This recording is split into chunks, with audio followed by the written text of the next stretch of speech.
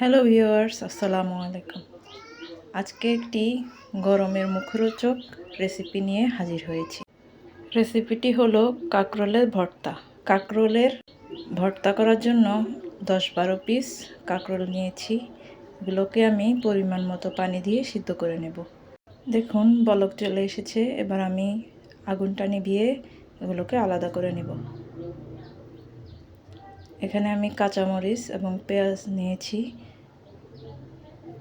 এবার এগুলোকে আমি ভালো করে মেখে নেব।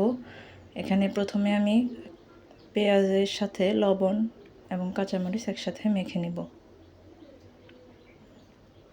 তারপর কাঁকরোলগুলোকে আস্তে আস্তে ভেঙে ভেঙে নিব। লবণ পরিমাণ মতো দিবেন এবং কাঁচামরিচটাও আপনারা নিজেদের স্বাদ অনুযায়ী দিবেন। বেশি ঝাল যারা পছন্দ করেন তারা কাঁচামরিচ বাড়িয়ে দিবেন। এবার এখানে সরিষার তেল অ্যাড করে দিব। সরিষার তেল ইউজ করলে ভর্তার স্বাদ দ্বিগুণ হয়ে যায়, সেটা সবাই জানেন। তো আমি এখন সরিষার তেল দিয়ে ভালো করে মেখে নেব। এই রেসিপিটি থাকলে দুপুরের খাবার নিমেষেই খাওয়া হয়ে যাবে। গরমের ভিতরে এই রেসিপিটি আপনারা ঘরে করে দেখতে পারেন, অনেক মজা হয়। আমার ভর্তা রেডি।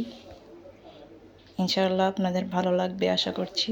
ভালো লাগলে লাইক, কমেন্ট এবং শেয়ার করবেন আর আমার জন্য দোয়া করবেন। সবাইকে ধন্যবাদ। আবার দেখা হবে। আল্লাহ হাফেজ।